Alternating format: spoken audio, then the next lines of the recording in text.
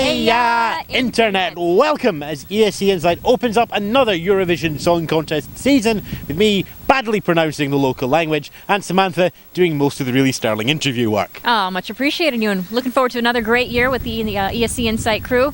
We are here in a beautiful, somewhat sunny, somewhat windy day here in Malmo in front of where all the action is going to be happening. The Emporia Shopping Centre!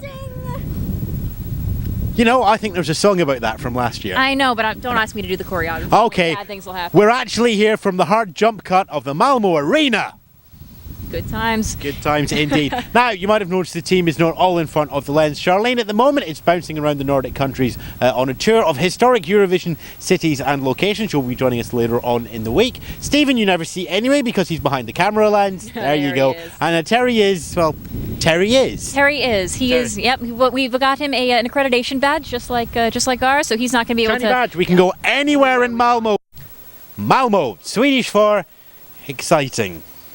And also Swedish for let's go over to Copenhagen for a beer.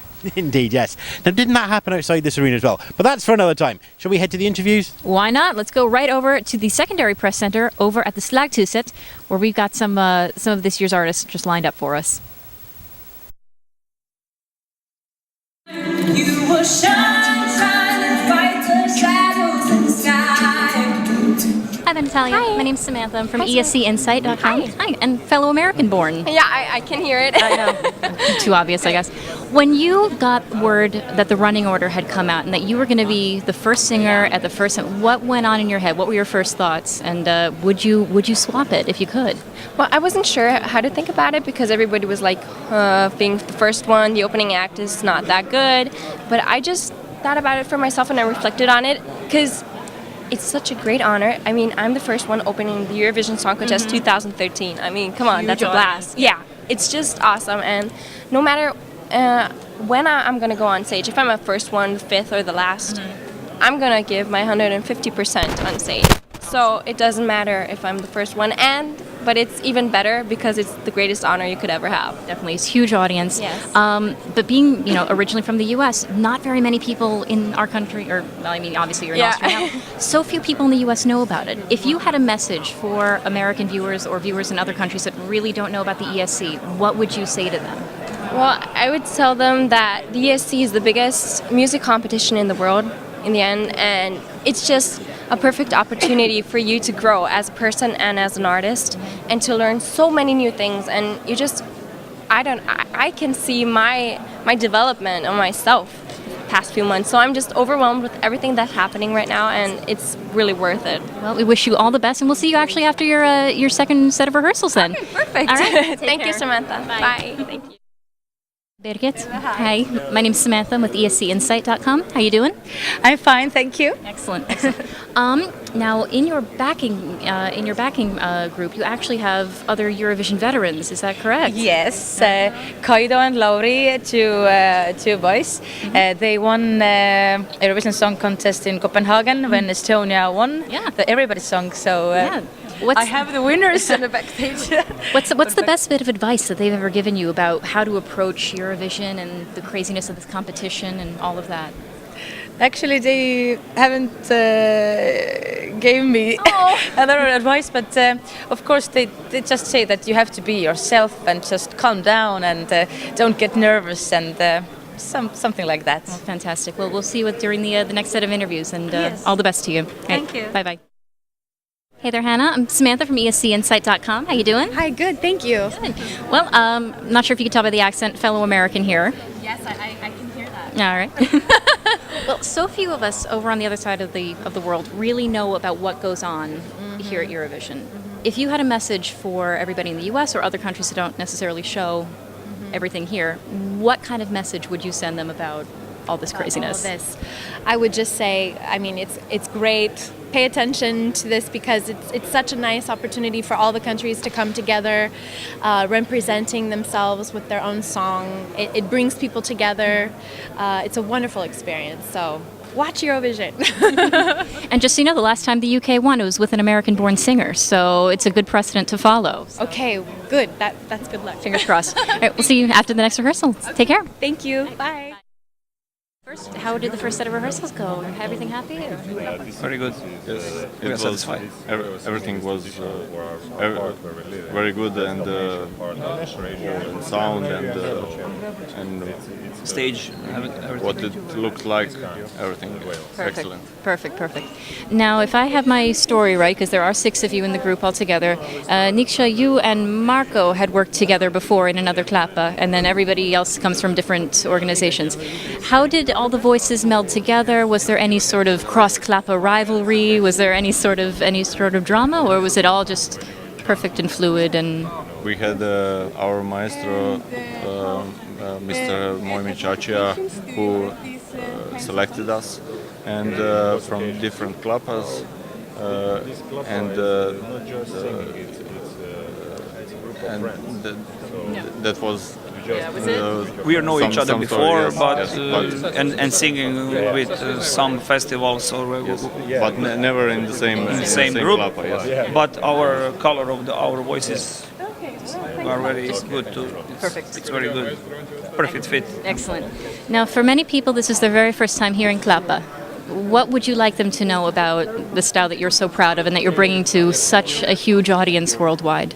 This is one part of our culture, and this is in some way the way of living in Dalmatia.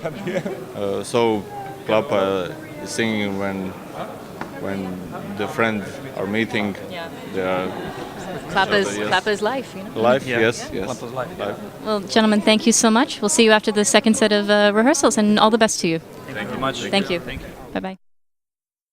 Well, here we are with this year's Danish representative, Emily de Forest. How you doing? Hi, I feel great. Yeah.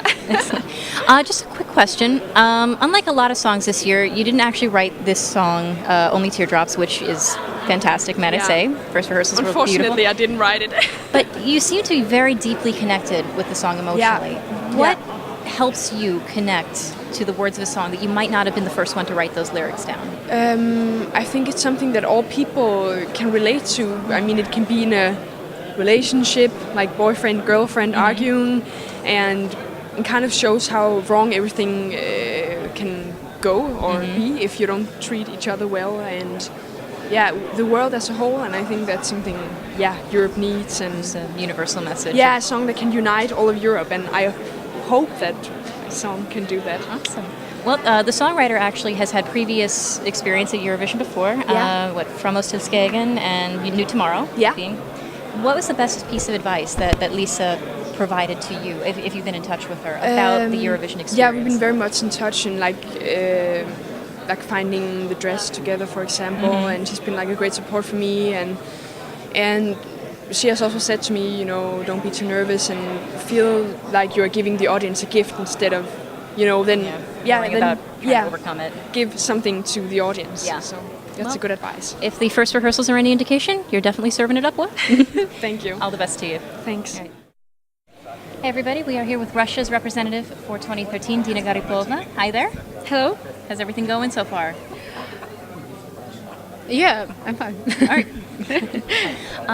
I'm very interested in the path that you took to basically get here. Is that you were, as we all know, a champion on The Voice.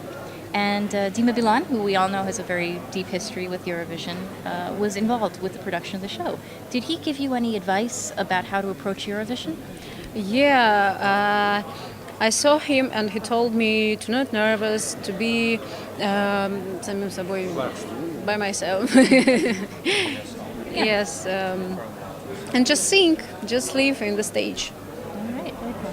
Russia has a very deep history in Eurovision. After 1994 was the first debut, one win.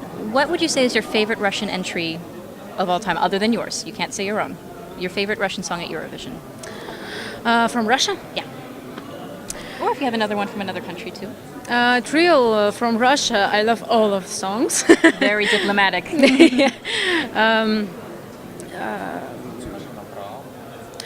Yeah, I love ABBA's song because ABBA is very great. It was Classic. great performance, and it's classic. Yeah, definitely. Well, thank you so much. I know that there's a long line of people who want to speak to you, and and we'll see you after the second set of rehearsals. Yeah, So, thank I'll you very see you. much. Thank you very much. Thank you. Like a butterfly spinning around the sun as if today. Well, as we know, this is your first time at Eurovision, but you've tried 2 other times before Yes. at the national final level. What do you feel is the perfect combination to get to Eurovision? Because you've tried a couple of different times. What do you feel is like the pattern that would make the stars align that brought you here? I think the third one is best one for me because I have the different song from another one, Yeah. and I have the magic team. Michael Nekrasov, he also created Wild Dances for Ruslana. That's right. She wins. And Karenka Valeran, he's a lyricist. Of course. Anil Raksheri, the lady. Dima Bila, Never Never Let You Go. I think it's a big time for my team.